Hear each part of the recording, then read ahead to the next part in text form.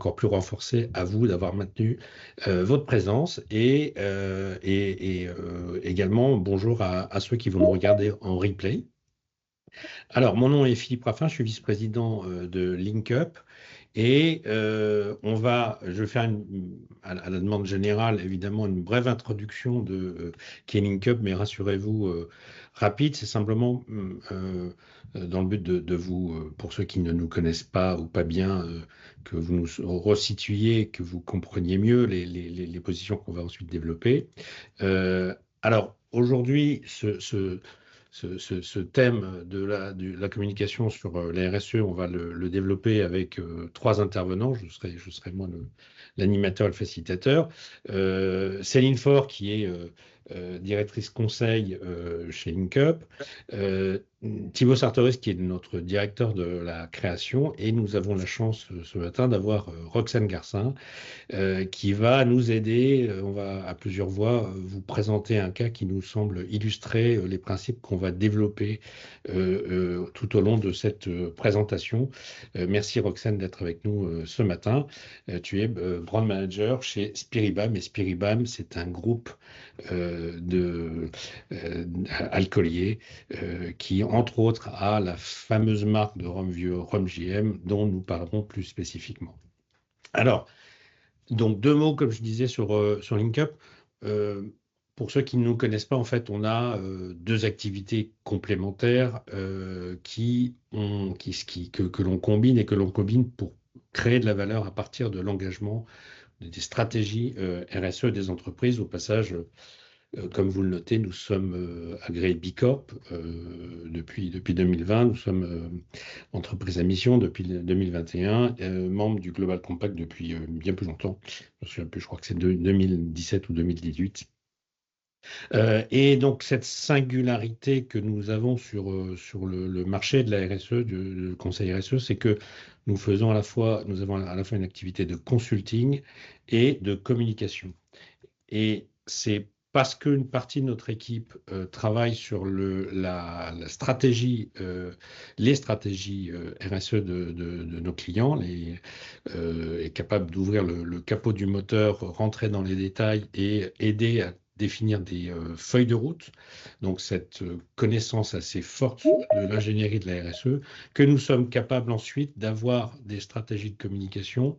Enfin, on revendique cette capacité, on espère qu'on va arriver à vous le démontrer plus spécifiquement aujourd'hui, à trouver le ton juste pour avoir une communication qui soit à la fois impactante, mais qui ne verse pas dans le greenwashing.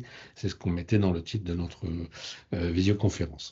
Alors, si on arrive à faire ça, c'est qu'on a un mix dans notre équipe de gens qui sont des ingénieurs, pour certains des nutritionnistes aussi, parce qu'une partie de notre activité qui est consacrée à l'agroalimentaire, des marketeurs, des communicants et une équipe de créatifs intégrés dont Thibaut est le directeur.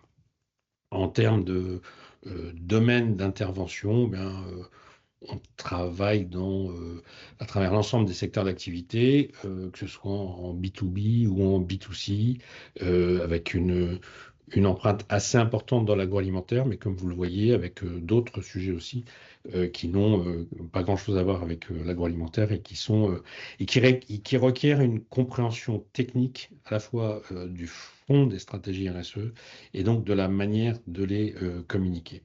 Voilà, je m'arrête là et je passe la parole à Céline autour de la première partie de ton développement sur le greenwashing. Bonjour à tous, je suis ravie d'être là. Aujourd'hui, on aimerait commencer par vous montrer des exemples qui montrent ce que c'est le greenwashing. Vous devez certainement avoir une définition en tête et c'est bien normal, on en parle quand même pas mal depuis un certain temps. Néanmoins, aujourd'hui, on va voir ensemble qu'il y a plein de formes possibles de greenwashing. Alors, premièrement, je veux bien la prochaine slide, Philippe. Le greenwashing, c'est vrai que ça date pas d'hier, hein. Petit exemple assez marrant, entre guillemets, de Roundup qui nous parle de désherbants bio.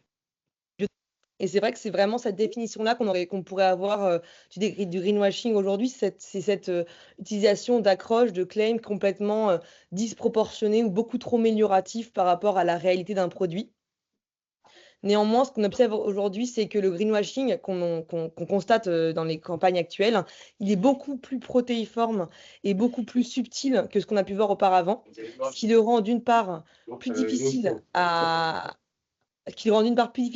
déceler et à identifier par les consommateurs, mais aussi plus difficile à éviter. Excuse-moi Céline, Ouais. il y a parmi nous quelqu'un qui n'a pas coupé son micro et donc on entend ses collègues et je leur dis OK, vous pouvez y aller les gars, allez sur le terrain.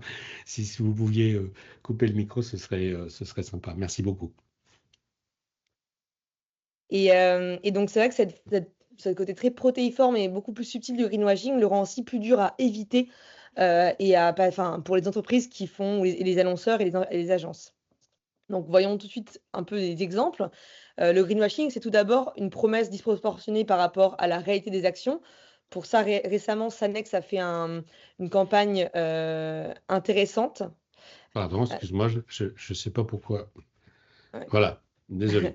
Sanex a fait récemment une campagne intéressante, dans le mauvais sens du terme évidemment, où ils parlaient de libérer la planète des émissions de CO2 parce qu'ils avaient créé un format compact, compressé de leur déodorant, évidemment qui a été épinglé par le jury de déontologie publicitaire, puisqu'il était complètement disproportionné de parler d'un tel impact compte tenu des propriétés réelles du produit. Mais c'est aussi plus récemment, mais plus loin de chez nous, cette fameuse publicité pour Toyota, The More You Drive, The More You Clean Air, qui a fait le tour de LinkedIn et que vous avez sûrement dû voir passer sur LinkedIn, qui a complètement fait un tollé parce que voilà, même si on parle d'une voiture à hydrogène, il n'a absolument pas lieu de parler d'une utilisation bénéfique de la voiture et de plus d'un nombre de kilomètres qui serait bénéfique pour la planète, parce qu'il reste, ça reste une empreinte carbone significative de construire une voiture par rapport à des mobilités plus douces qui existent déjà. Donc ça, c'était une première définition qui, je pense, était la plus connue. Une deuxième, c'est d'avoir un discours peu clair, voire trompeur, ou qui manque d'explications et de preuves. Récemment, C&A, qui est une marque de fashion assez connue, a mis sur ses vitrines vers une mode 100% durable. Bon, au-delà du fait qu'on pourrait se dire que 100% durable aujourd'hui, c'est un terme qui est plus vraiment utilisable parce que être 100% durable, c'est une ambition qui paraît démesurée et inatteignable aujourd'hui. On parle plutôt d'être plus durable. Mais au-delà de ça, ce qui a fait qu'ils ont été épinglés, c'est qu'il n'y a aucune information supplémentaire. Il n'y a pas de renvoi vers un site pour avoir plus d'informations sur comment ils vont vers cette mode 100% durable, ni même un QR code, ni même un paragraphe d'explication avec quelques phrases avec des actions concrètes. Ça passe également par le fait d'avoir des explications, comme c'est le cas pour Stan Smith, mais qui sont absolument incompréhensibles. Donc, par exemple, si on la lit ensemble, Stan Smith Forever 100% iconique, 50% recyclé. Donc, on pourrait croire que 50% de la basket est recyclée.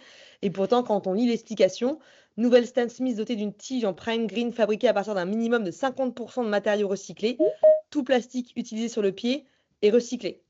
Donc voilà, si vous, comme moi, vous n'avez pas compris, en tout cas, c'était la décision unanime du jury de déontologie également de les épingler parce que finalement, le claim induit en erreur les consommateurs et que l'explication ne permet pas de comprendre vraiment qu'est-ce qui est recyclé. Le greenwashing, c'est aussi, et c'est plus subtil encore, communiquer sur des actions mineures versus la réalité de l'impact de l'entreprise. Là, je pense que c'est un exemple que vous avez sûrement dû tous voir passer du Crédit Mutuel d'il y a quelques années avec leur carte en plastique blanche avec moins d'encre et en plastique recyclé.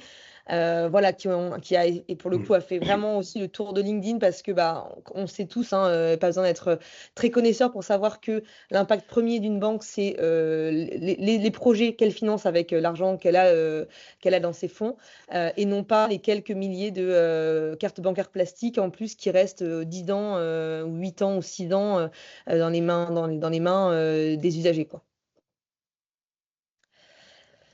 Également, quelque chose qui a fait un peu de bruit, c'est le fait de valoriser des actions qui sont communes au reste du secteur ou obligatoires, donc rendues obligatoires par la loi.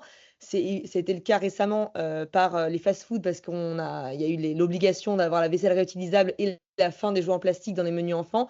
Et McDo et Burger King ne sont pas privés d'en faire un engagement et de communiquer dessus, alors que c'était tout simplement la loi et une obligation réglementaire.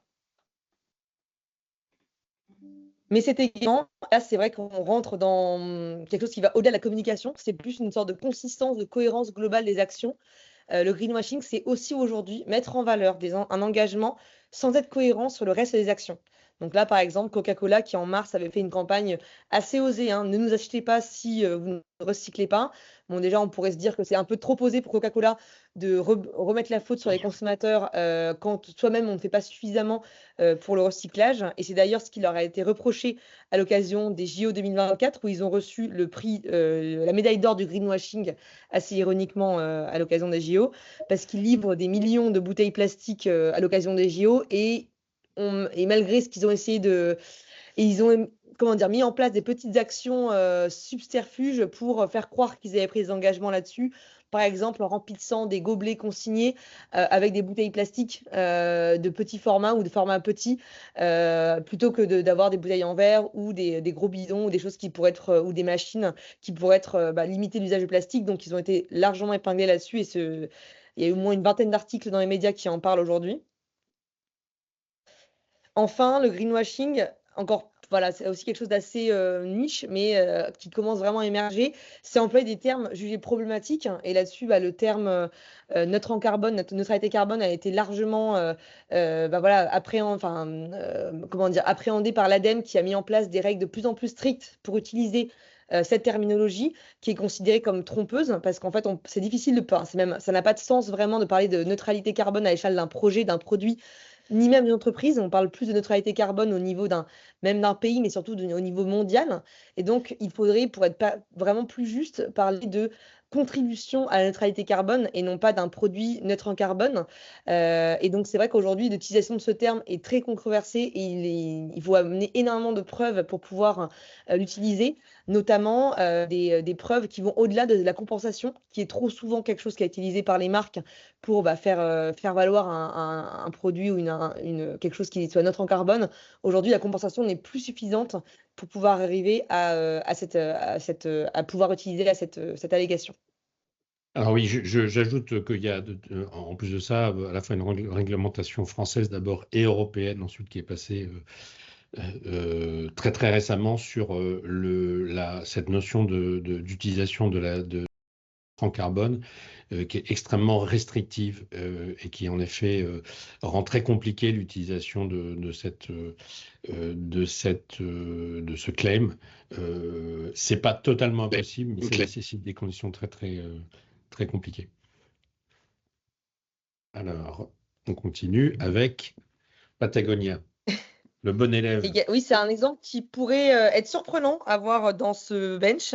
Et pourtant, c'était important pour nous de vous montrer que le greenwashing, ça peut arriver même aux marques très engagées, même aux meilleures, entre guillemets, si on peut le dire comme ça. Souvent, on peut se dire un peu par facilité, le greenwashing, ça arrive à Nespresso et Coca-Cola, en gros, parce qu'ils font plein de choses pas top, etc.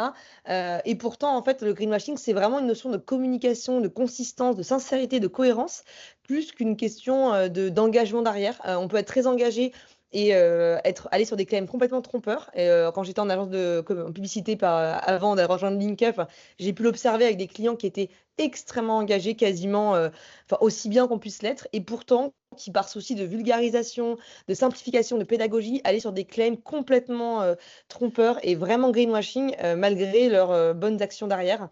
Donc c'était important de vous dire que c'est pas juste une question d'engagement, c'est vraiment une question de communication et de décalage entre la communication et les engagements. Et donc là, parler de protéger les vêtements, protéger les océans avec des vêtements, bah oui, c'est complètement disproportionné, ça n'a pas lieu de... Un vêtement ne sera jamais un acte responsable. Si on se parle de tout ça et si on prend le temps d'expliquer pourquoi le greenwashing et toutes ces formes posent problème, c'est parce que, en effet, c'est une pratique qui pose beaucoup plus de problèmes qu'on pourrait l'imaginer à première vue. C'est d'ailleurs pour ça que c'est autant un sujet depuis quelques temps. Le premier problème, évidemment, vous devez bien l'avoir en tête, c'est que c'est une pratique qui est très coûteuse pour les entreprises. On se parle bien évidemment de retrait de campagne ou d'impossibilité d'utiliser un visuel qui a été mis des mois à développer ou une campagne télé qui a mis très longtemps à développer et un arrêt un arrêt de diffusion au beau milieu d'un plan média qui est déjà prévu, mais c'est aussi les associations qui attaquent de plus en plus les marques et qui ne se privent pas de les citer. Et en plus, comme ces associations ont de plus en plus de poids, bah, les médias les reprennent aussi également de plus en plus dans tous les journaux pour créer un relais médiatique plus fort. Donc ça, c'est relativement récent comme changement. Et évidemment, après, il y a les procès qui peuvent être également intentés par les associations de défense des consommateurs, sans compter bah, tout ce qui est en résultat d'image de marque, de confiance de marque, qui est érodée sur le moyen long terme. C'est aussi une pratique qui freine la transition des citoyens eux-mêmes. Et c'est peut-être aussi pour ça que c'est autant un problème, parce que ça fait croire aux consommateurs que leur consommation n'a pas d'impact, par exemple avec des claims trop alléchants sur la neutralité carbone, qui font croire aux consommateurs qu'ils peuvent continuer à consommer comme ils le font aujourd'hui et que ça n'a aucun impact et que leur impact est neutre. Mais c'est aussi, et c'est peut-être là le principal problème, hein, que ça crée la confusion chez les consommateurs parce qu'il y a tellement de marques différentes qui communiquent et de manière très différente que du coup on ne sait plus à qui croire, hein, tout simplement. Et donc le revers de la médaille, c'est que ça crée de la méfiance pour tout discours d'engagement qui vient derrière, même pour des marques très engagées et qui ont des claims complètement justes et complètement sincères, mais qui vont être desservies par la méfiance accumulée par d'autres campagnes précédemment. À ce titre, aujourd'hui, on a des chiffres intéressants qui le montrent. 7 Français sur 10 expriment leur méfiance envers les entreprises qui se disent engagées. Et quand on demande aux Français que pensez-vous des marques qui communiquent sur leurs engagements, seulement 15% trouvent cela positif, 30% n'y croient pas et pensent que c'est une technique pour vendre plus, et 54% attendent plus de preuves pour y croire. Donc on voit bien qu'il y a une vraie méfiance qui s'est installée avec le greenwashing qui a eu lieu. Et enfin, et c'est peut-être le frein, enfin le problème auquel on pense le moins, mais que ça freine aussi la transition des entreprises elles-mêmes. Donc finalement, c'est un cercle vicieux, puisque ça décrédibilise les marques honnêtes et sincères, mais qui du coup apparaissent comme moins disantes en comparaison. Pour donner un rapide exemple, hein, une marque qui est neutre en carbone, c'est plus stylé qu'une marque qui contribue à la neutralité carbone. Et pourtant, il y en a une qui est beaucoup plus juste que l'autre. Mais aussi, aujourd'hui, on commence à en voir les effets, le fameux greenwashing. En fait, il y a eu tellement de retours de bâton de campagnes d'engagement que de plus en plus de marques choisissent de taire complètement leurs engagements. C'est ce qu'on appelle le greenwashing et ça commence vraiment c'est très récent et ça commence à prendre un peu d'ampleur. Le problème du greenwashing, c'est que derrière, en fait, les marques sont moins incitées presque à faire des engagements et à décarboner leur industrie et à s'impliquer dans le sujet, puisque c'est beaucoup plus difficile ensuite de revaloriser leurs actions et leurs engagements auprès des consommateurs et d'en faire un levier de valeur, de création de valeur et un levier de performance, puisqu'il est beaucoup plus difficile de communiquer. Donc finalement, c'est pas juste une question de communication, c'est aussi une question que derrière, ça incite moins à l'action et à l'investissement des entreprises. Vous l'aurez compris, je pense, avec tous ces exemples, raconter sa RSE, c'est vraiment un exercice complet, complexe et assez subtil. Et ce qu'on a pu observer depuis ces quelques années, c'est que la règle numéro 1 qui aujourd'hui fait foi, à notre sens, en tout cas pour faire une communication RSE réussie, c'est la sincérité. Alors c'est vrai que la sincérité, là, quand on le dit ensemble, enfin entre nous, ça peut paraître une évidence en le disant comme ça, mais pour autant, c'est intéressant de souligner que c'est pas du tout ce qu'on attendait des marques au départ. Au départ, les marques, on n'attendait pas d'elles qu'elles soient sincères, on attendait qu'elles nous mettent des paillettes dans les yeux, qu'elles nous racontent des histoires, mais des histoires dans le bon sens du terme, qu'elles nous fassent rêver, qu'elles nous créent des désirs, qu'elles nous parlent de produits fabuleux. Donc on était presque même dans l'insincérité assumée et même complètement normale, attendue par les consommateurs. Et avec la RSE, la sincérité a déboulé assez fortement et sans vraiment qu'on s'y attende, et est devenue en quelques années un levier évident de créateur de confiance, de crédibilité, de légitimité et donc, in fine, de préférence de marque et de notoriété, puisque bah, tout ça était bien évidemment lié. Donc finalement, aujourd'hui, on va se parler de sincérité. Deux exemples qui nous semblent inspirants. Un premier chez Engie, qui nous a paru vraiment très pertinent. J'ai cru voir d'ailleurs que quelqu'un d'Engie s'était connecté, donc c'est rigolo. Mais on a vraiment beaucoup aimé cette campagne et parce qu'on trouve qu'il y a déjà une vraie humilité. par 2 points. La première, c'est que dans le claim, on a la transition énergétique est en marche. Engie y contribue chaque jour. Donc déjà, de montrer que c'est un projet qui est plus global que soi et qu'on est dans la contribution, bah, c'est déjà ça l'humilité. L'humilité aussi de montrer des chiffres où on n'est qu'à la moitié de l'objectif. Donc ça, c'est vrai que souvent, le greenwashing, c'est aussi prendre en compte que les engagements ou les actions qui ne sont que les plus valorisantes pour soi. Et là, ce n'est pas le cas. On apprécie aussi beaucoup le fait qu'il y ait des chiffres précis, à la fois en body copy, en accroche et dans le visuel. Et il y a une vraie transparence puisqu'au lieu de dire uniquement l'objectif à atteindre, on est également transparent sur, le chemin qui reste à parcourir. Et donc ça, on trouvait ça très intéressant.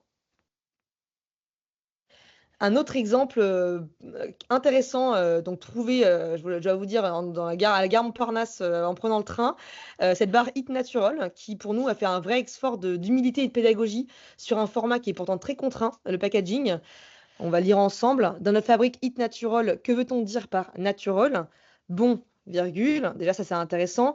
Il serait faux de dire que tout dans cette barre est 100% naturel et pousse simplement sur les arbres. Quelques ingrédients ont besoin d'être nettoyés, séchés, grillés et donc, dans une certaine mesure, transformés. Nous pensons juste que moins les produits sont transformés, meilleurs ils sont. Pour nous, Eat Natural, c'est forcément sans arôme artificiel, sans colorant ni conservateur. Et donc, c'est assez intéressant de voir que finalement, ils ont pris le temps d'expliquer, de faire de la pédagogie sur les ingrédients, qui permet ensuite aux consommateurs de mieux comprendre la liste d'ingrédients derrière et de ne pas avoir une déception par rapport au nom de la marque, tout simplement. Maintenant qu'on s'est dit ça, la vraie question que j'imagine vous posez et qu'en tout cas nous on se pose et qu'on a envie de partager avec vous, c'est comment raconter sa RSE de manière sincère.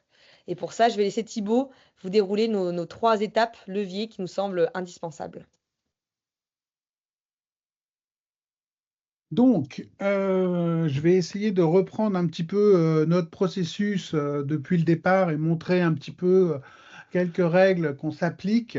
La première règle, en fait, si vous voulez, c'est que quand on parle, alors évidemment, donc on vient de le dire, le nerf de la guerre pour raconter une histoire, c'est la sincérité et gagner la confiance des gens. Le meilleur moyen d'être sincère, c'est d'abord de connaître la vérité. C'est-à-dire que j'ai pu voir des directeurs de création dans la publicité qui se plaignaient qu'on ne peut pas dire ci, on ne peut pas dire ça, on ne peut pas dire ci, qu'on était retoqué en permanence et que finalement on était très frustré par rapport à la créativité.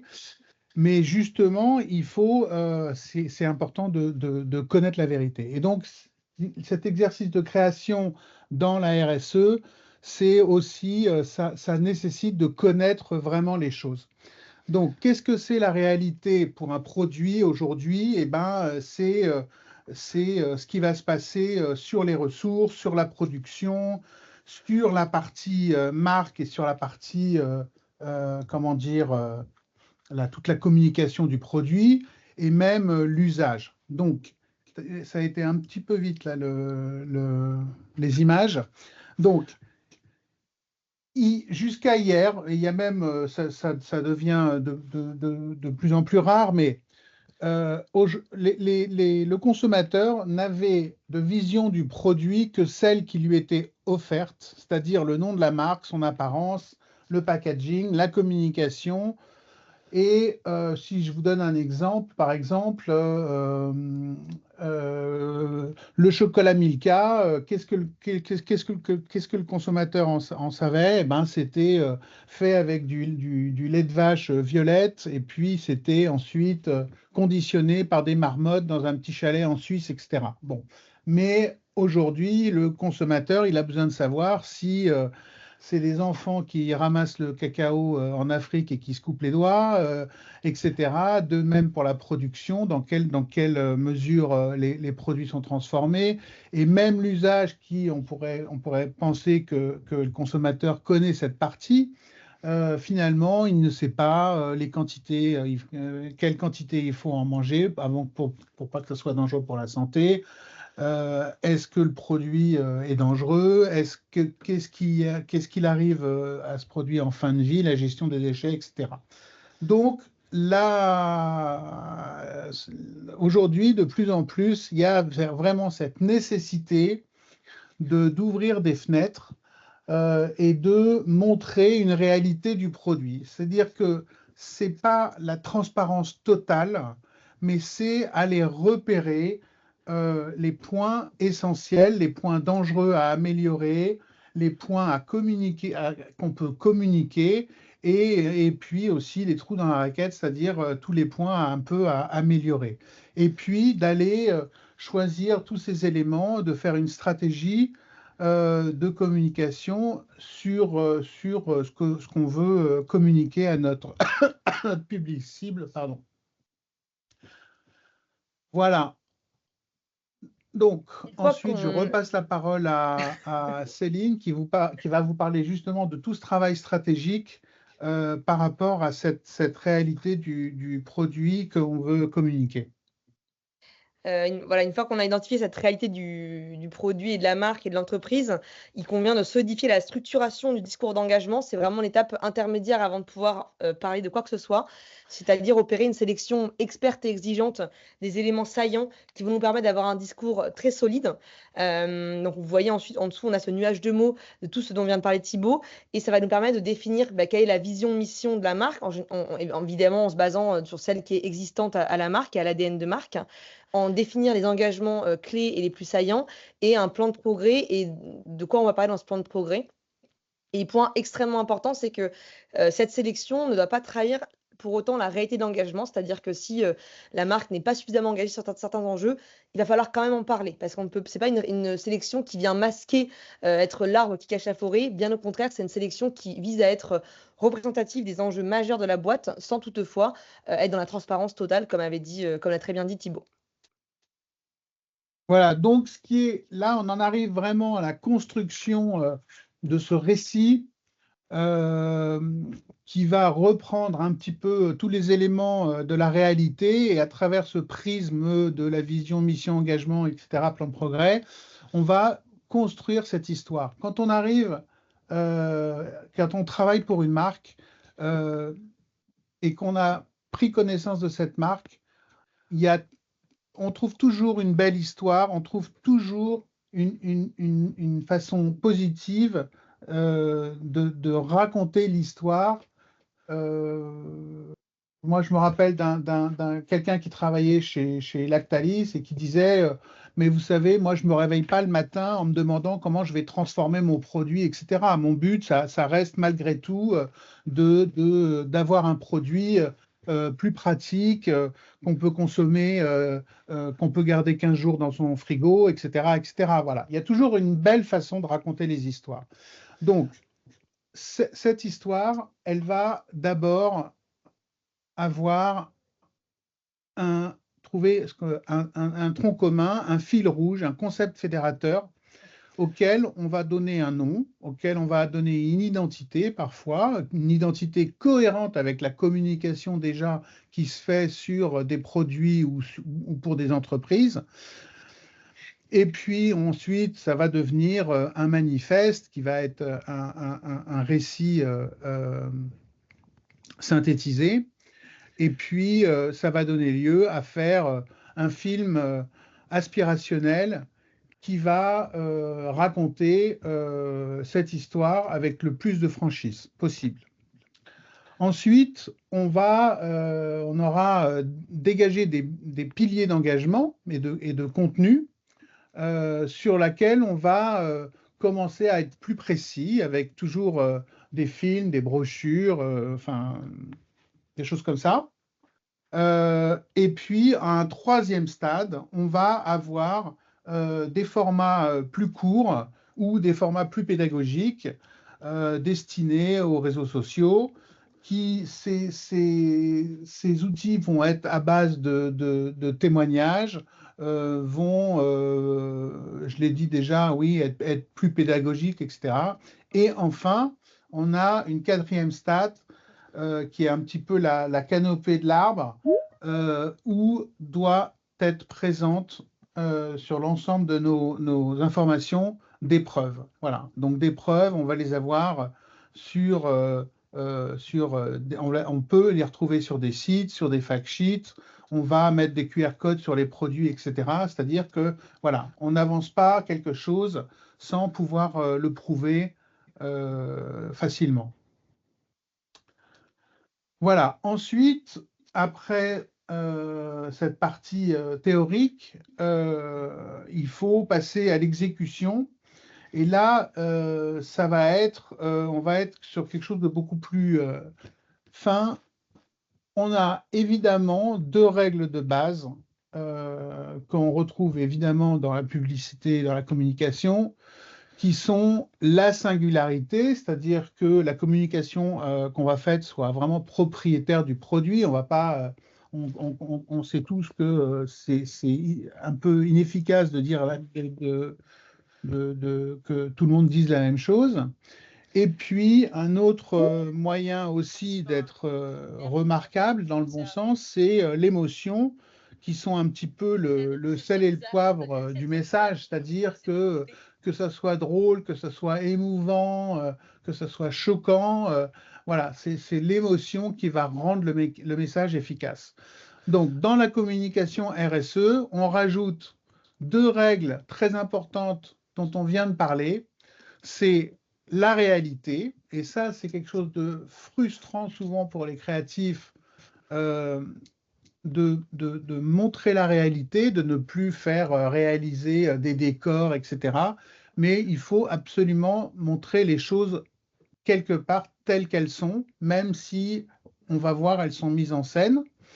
Et le quatrième point, qui n'est pas une obligation, mais qui est importante, c'est l'incarnation, c'est-à-dire que c'est pas une entreprise qui va parler à un consommateur, mais c'est un homme ou une femme qui va parler à un de ses pairs. Et on va le voir plus tard, mais c'est vraiment, voilà, c'est un discours d'humain à humain pour faire passer le message. Comme si je rencontrais quelqu'un dans un dîner en ville qui m'explique pourquoi, je lance un sujet houleux, mais pourquoi l'huile de palme, c'est pas tant un problème que ça, par exemple. Merci Thibaut. Je vais te relaisser rapidement enfin assez vite la parole, mais je voudrais qu'on bascule donc maintenant sur une illustration qui nous plaît bien dans les réalisations récentes de LinkUp. Et vous allez le voir, qui est alors c'est un produit de grande consommation qui est dans un sous-domaine particulier, mais vous allez voir que la manière dont on va dérouler le cas permet de tirer des leçons plus universelles. Et j'ai beaucoup de clients qui sont dans le domaine bancaire ou en B2B, dans des univers assez industriels, et qui aiment beaucoup aussi cette histoire, parce que quand je leur ai présenté, ils ont vu comment ça pouvait s'adapter à à leur propre cas. Et là, je voudrais que Roxane, maintenant tu reprennes un peu la parole et que tu nous dises un petit peu dans quelles conditions vous nous avez contacté juste avant le grand confinement de début 2020 pour vous accompagner. D'accord. Alors bonjour à tous. Roxane Garcin. Donc comme l'a dit Philippe au début, je travaille chez Spiribam. Donc c'est un groupe, enfin ça fait partie d'un plus grand groupe qui s'appelle GBH. C'est toute la partie qui est liée aux spiritueux. Et je m'occupe en particulier de la marque Rhum JM. Donc depuis 2019.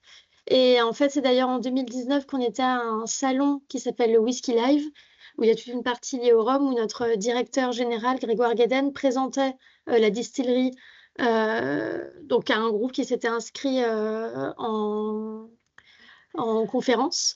Et à la fin, il y a quelqu'un qui vient le voir et qui lui dit, il a présenté la manière dont on produisait, la philosophie, etc. Et qui lui dit, mais c'est dingue, vous avez une des distilleries les plus, entre guillemets, vertes que je connaisse, sachant que c'était un aficionados de whisky et de rhum, donc il en avait vu pas mal.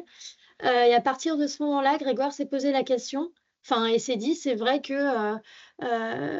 la marque a été rachetée par le groupe en 2002 et la distillerie qui va avec. Et en 2014, ils ont entrepris de gros travaux pour remettre un peu en état la distillerie et puis surtout augmenter les capacités de production.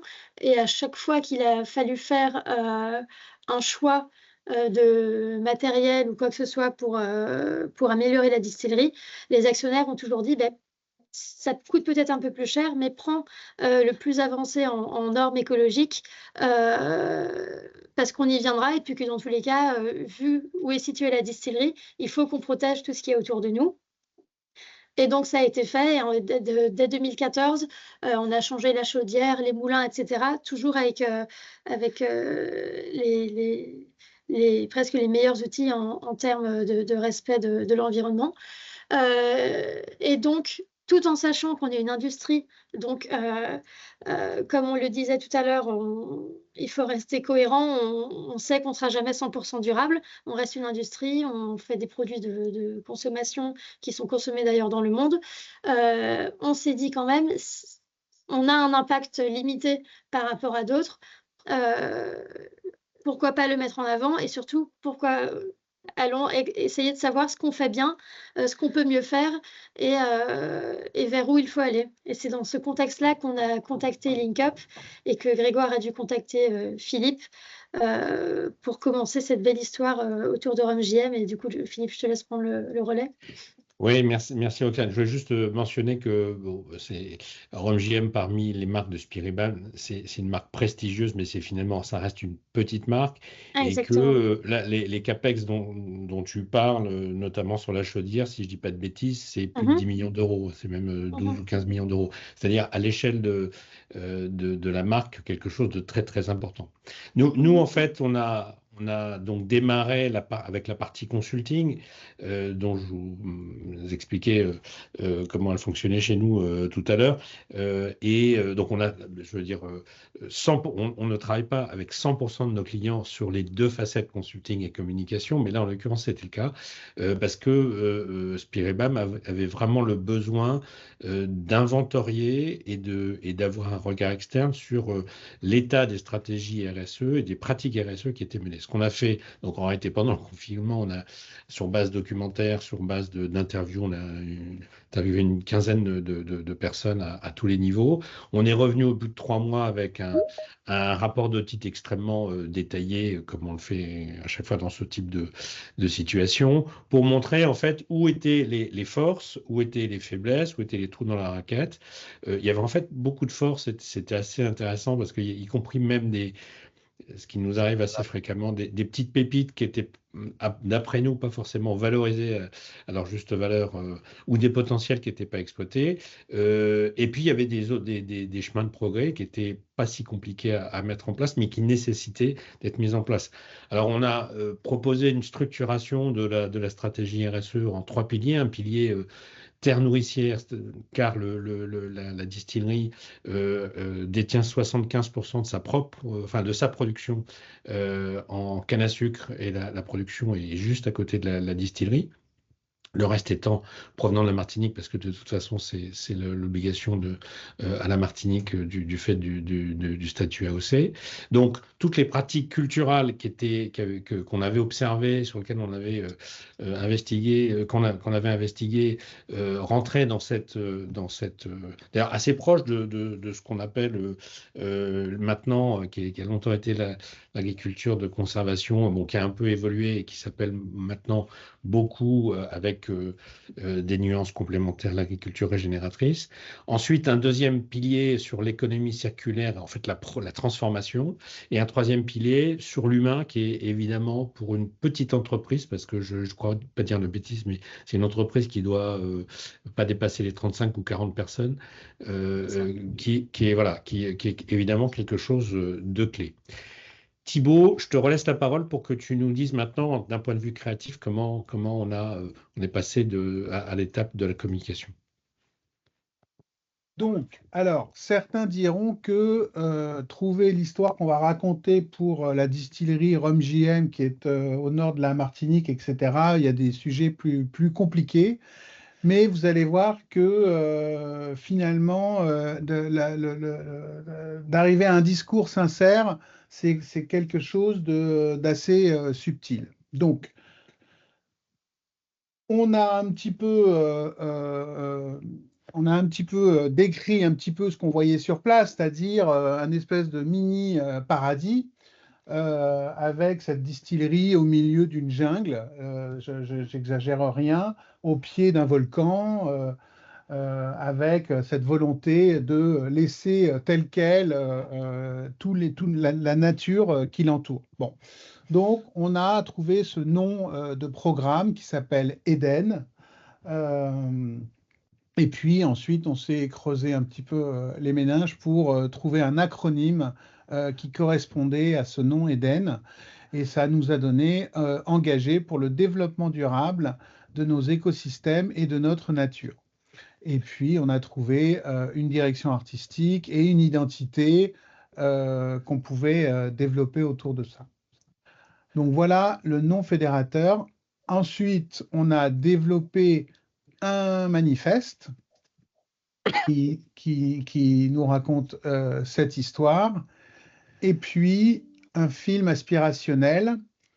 Donc, je sais que le format est toujours un sujet de conversation quand on fait des films.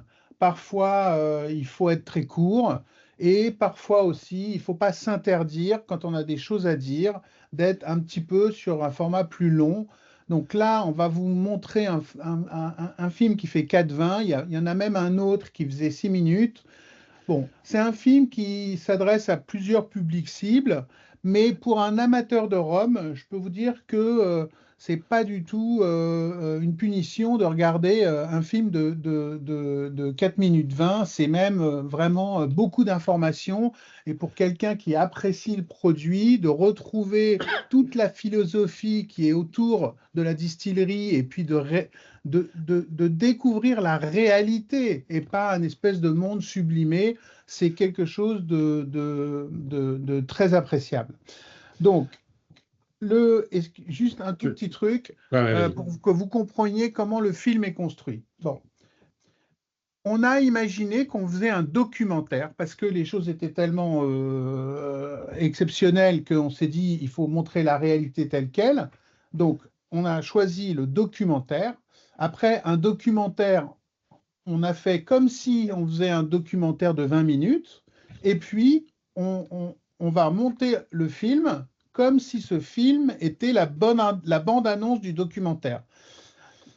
Ce qui est intéressant dans cette pratique, c'est que ça va faire un montage dynamique, et on sait très bien qu'avec une bande-annonce, en quelques minutes, on peut raconter un film, on peut même raconter une autre histoire sur un film. On a tous vécu ça en voyant des bandes-annonces de films et ensuite en voyant le film. Alors, il y a des bandes-annonces qui racontent tout le film, c'est plus la peine d'aller le voir. Et puis, il y a des bandes-annonces qui arrivent à raconter d'autres histoires aussi. Donc, on a choisi ce principe-là de faire un peu un documentaire accéléré. Et ce documentaire, en fait, est une suite d'interviews mis bout à bout. Il n'y a pas de voix off.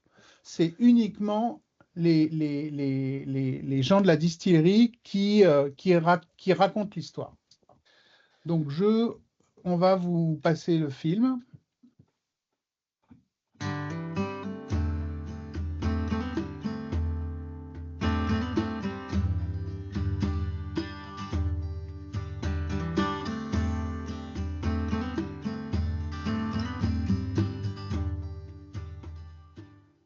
Quand tu découvres JM, tu ne peux pas rester insensible. La particularité de notre petite distillerie, c'est qu'elle est nichée au pied de la montagne Pelée, dans un écrin de verdure tout juste fabuleux, avec une biodiversité incroyable. Et notre responsabilité, c'est de préserver cet écosystème. Il faut avoir les deux en même temps. Il faut avoir le soleil pour que la canne puisse être sucrée, mais il faut avoir la pluie pour faire pousser la canne. Donc la canne qu'on transforme et qu'on distille dans notre distillerie provient en totalité de la Martinique. Les 3/4 proviennent des environs immédiats de la distillerie. De chaque parcelle, je vois la distillerie quasiment. On a tous conscience que là, on ne fait que passer et qu'il va falloir laisser justement ce qu'on a utilisé, il faut qu'on le laisse dans les meilleures conditions possibles.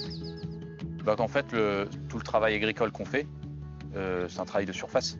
Mais la vie agricole, elle se passe sous la terre. C'est ce qui passe, c'est toute la biodiversité qu'on trouve à terre, toute la vie écologique, toutes les interactions qu'il va y avoir entre les éléments fertilisants naturels. Faire pousser de la canne à sucre sur nos terrains avec des obligations, des contraintes, de la responsabilité d'amener de la meilleure canne à sucre possible au sein de notre distillerie. Et puis cette distillerie va nous servir à transformer, à sublimer cette matière première. Mon père était distillateur et maître de chai, et après j'ai pris la relève. Et il était très fier de voir que moi j'ai continué ce travail. Il disait, la distillation, ça se fait pas comme ça. Plus c'est comme une clarinette, plus on cherche, plus on trouve des notes. Pour créer un rhum, typiquement, il faut beaucoup de patience déjà.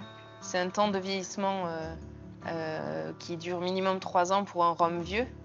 Donc il faut de la patience, beaucoup de passion, puisqu'on ne fait pas ces métiers si on n'a pas envie. Et beaucoup d'humilité aussi.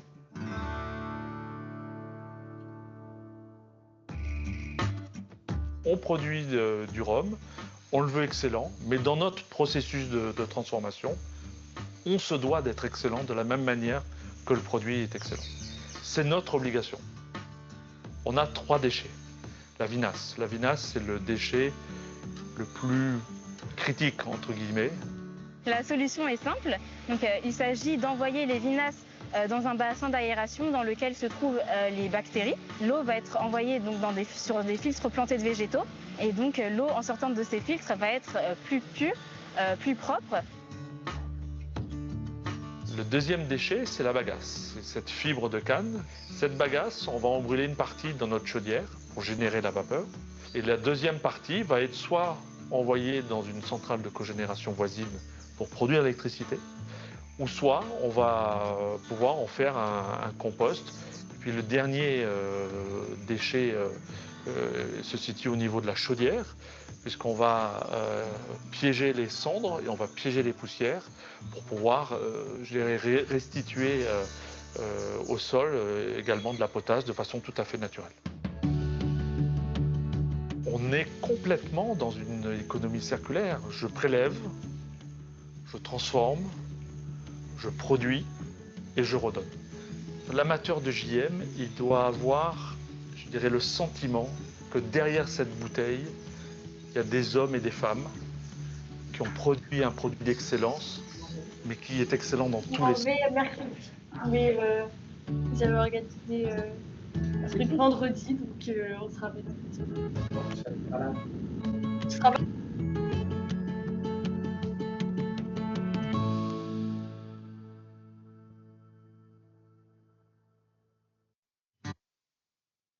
Voilà, donc, alors, vous allez me dire, mais bon, qu'est-ce que je vais faire? On va en parler tout à l'heure de ce qui a été, de l'utilisation qui a été faite du film. Que vais-je faire avec ce format court?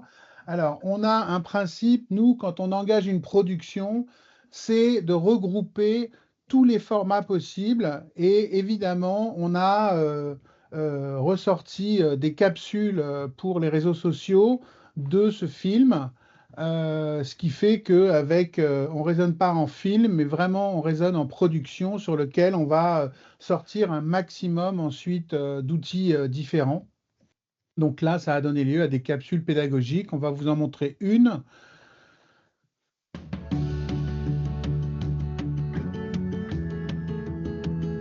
Tout le travail agricole qu'on fait, c'est un travail de surface. Mais la vie agricole, elle se passe sous la terre. C'est ce qui passe, c'est toute la biodiversité qu'on trouve à terre, toute la vie écologique, du petit ver du terre, de la nodule, de toutes les interactions qu'il va y avoir entre les éléments fertilisants naturels. Pour éviter de mettre des produits, on utilise de la bagasse, qui est le résidu de la canne broyée. Et ce produit fini est utilisé pour nourrir le sol et empêcher la pousse de mauvaises herbes. Lire un sol, c'est comme lire un livre, si vous voulez, c'est le lire et essayer de le comprendre.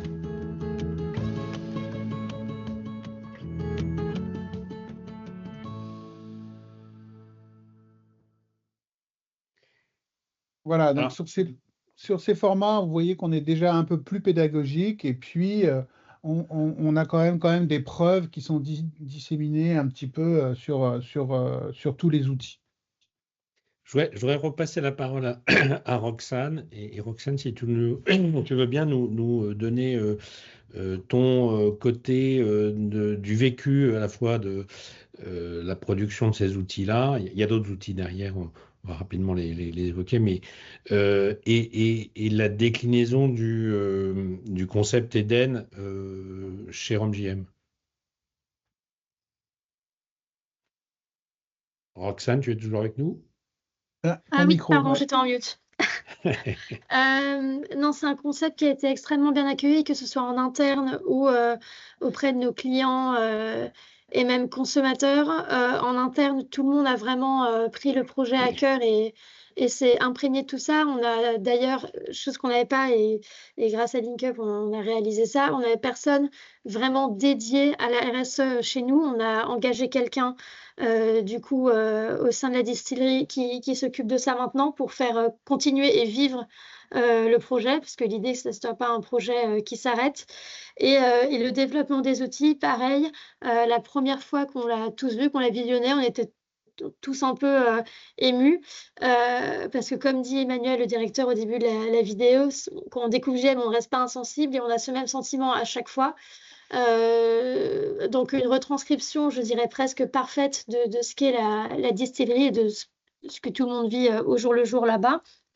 Et je pense que on parlait de sincérité, c'est cette sincérité qui se ressent et particulièrement à travers cette vidéo de 4 minutes et quelques, puis aussi celle de 6 minutes. Et puis même auprès du consommateur final. Alors les vidéos un peu plus longues, on les utilisait, enfin on les utilise toujours d'ailleurs, en présentation, en masterclass. On les a sous-titrés évidemment en anglais pour que nos commerciaux à l'international puissent la montrer également. Et les déclinaisons Instagram, donc comme je l'ai dit pour Instagram, c'était vraiment pour rentrer plus dans le détail et que nos consommateurs finaux puissent mieux comprendre pourquoi on a développé ce concept Eden et en quoi ça consiste exactement. Et que des bons retours, on a été ravis, on est même allé nous plus loin de notre côté en faisant d'autres vidéos un peu ludiques. Et ça a vraiment donné en fait un nouveau souffle à la marque et puis même une nouvelle manière de s'exprimer qui correspond parfaitement avec la transparence et l'authenticité qu'on a depuis des années. Merci, Roxane, pour ce retour qui évidemment nous va droit au cœur. Thibaut, si je te redemande maintenant de revenir à tes principes, tes 4 principes, et de nous faire le décodage de RomJM, tu nous dis quoi? Alors, si je reprends un petit peu ces quatre principes ou ces 4 règles qui sont pas, je répète, qui sont pas forcément obligatoires, mais qui sont importantes, c'est sur d'abord la singularité, c'est-à-dire qu'on a développé un concept propriétaire, donc aucun autre rhum ne peut s'exprimer de la même façon. Voilà, on a vraiment donné une identité particulière à cette histoire qui s'appelle Eden et qui est cohérente avec les couleurs qui sont utilisées, ce qu'on voit dans la réalité, etc. Le deuxième point, c'est la réalité, c'est qu'on va donner une preuve par l'image, c'est-à-dire que vous avez vu dans le film que pour traiter les déchets, on voit les installations qui ont été créées, comme ces bassins pour retraiter l'eau, comme la chaudière, comme l'utilisation des cendres, etc., etc. Que la réalité, c'est les personnes qui vont me parler, bon, voilà. Des personnes, pardon, Thibaut, la vérité.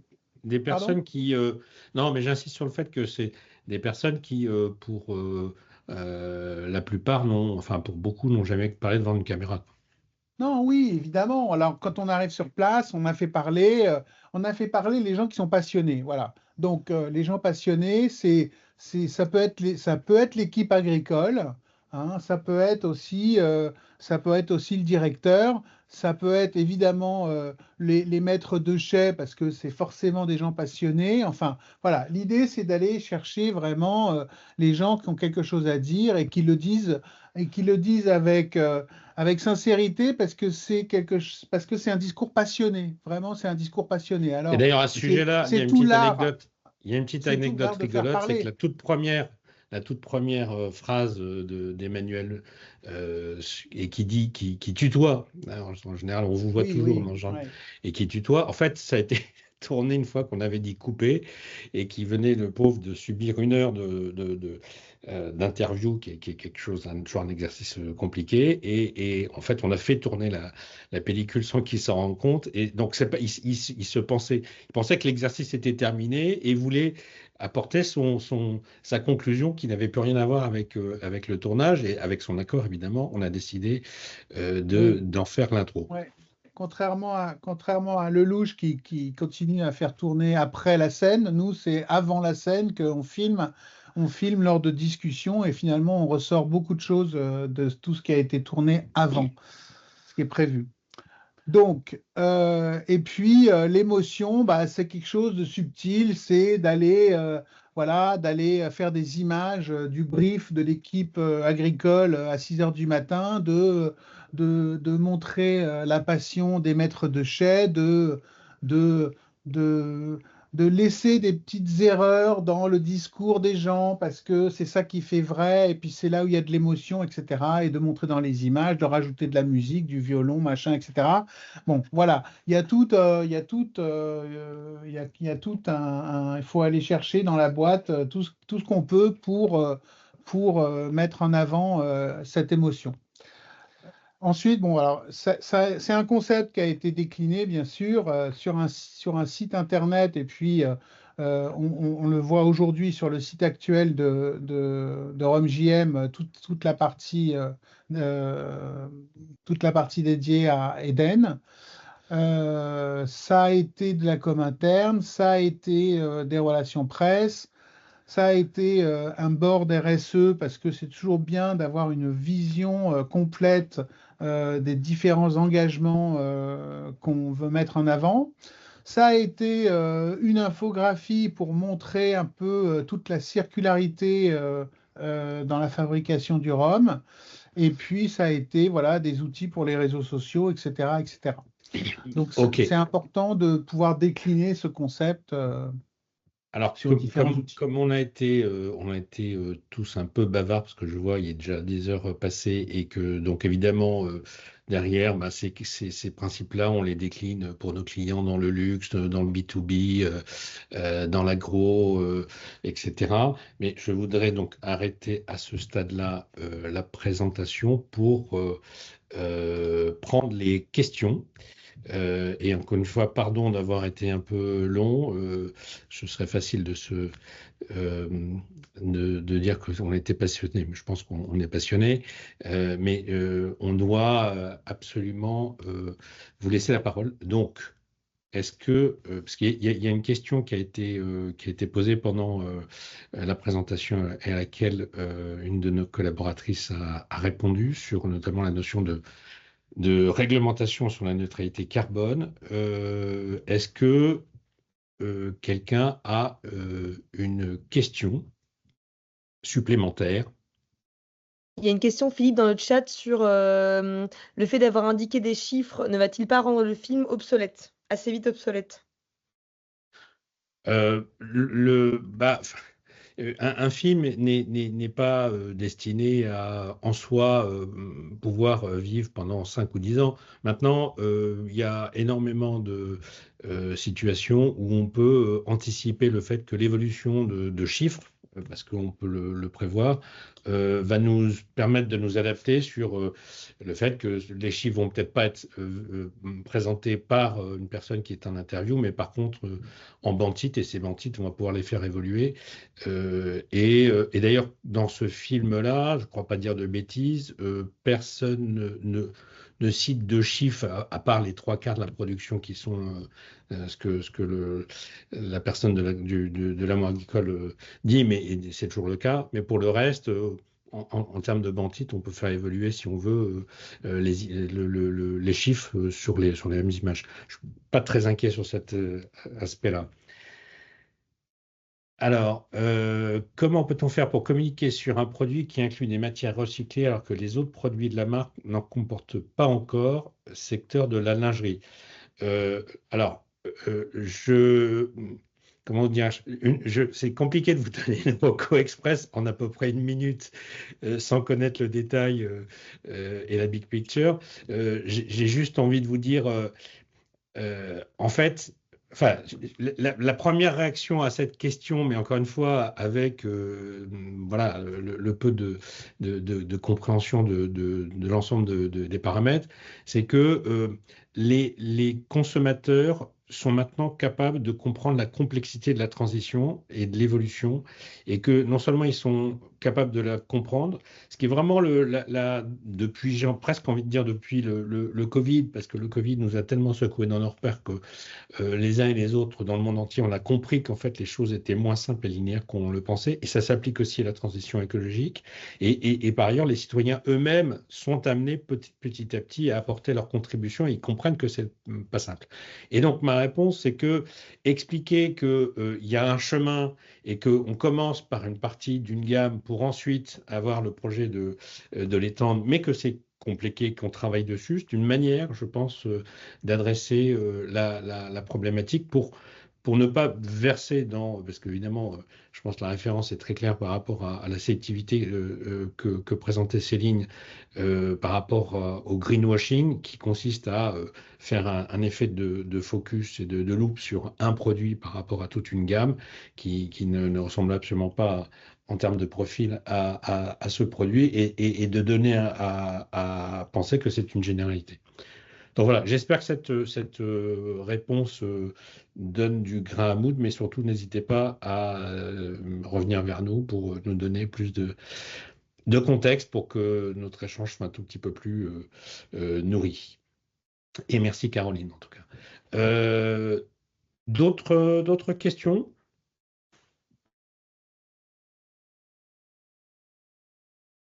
Alors, si nous n'avons pas d'autres questions, je vais vous proposer de conclure en fait cette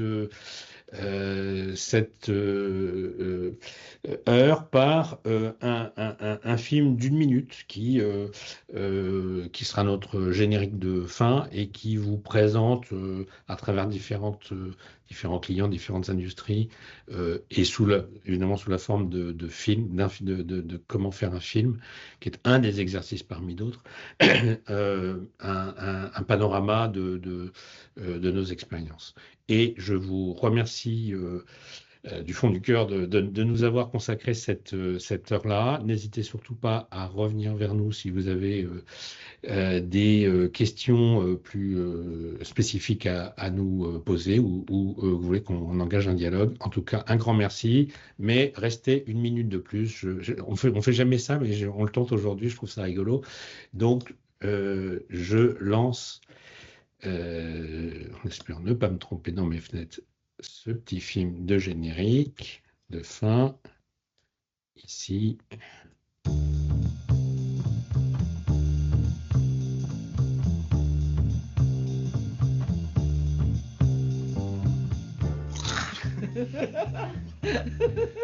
Tu as raison Sandra, dans le sens où la quasi-totalité de nos gâteaux sont fabriqués ici sur Pithiviers.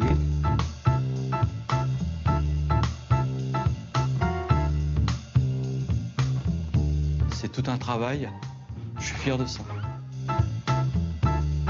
Mon père était distillateur et maître de chai, et après j'ai pris la relève. La distillation, ça se fait pas comme ça. Et comme une clarinette, plus on cherche, plus on trouve des notes. La vache, elle mange de l'herbe, ça fait du lait, ça fait du lait, et après on... Il s'engage déjà personnellement avec ce label commerçant responsable, avec un audit qui a été fait il y a 1 mois. On a une charte à respecter et ensuite contrôler, donc c'est qu'on a des audits donc tous les ans ou tous les 2 ans. Je parcours la planète à la recherche des miels d'exception. Hola, Diego.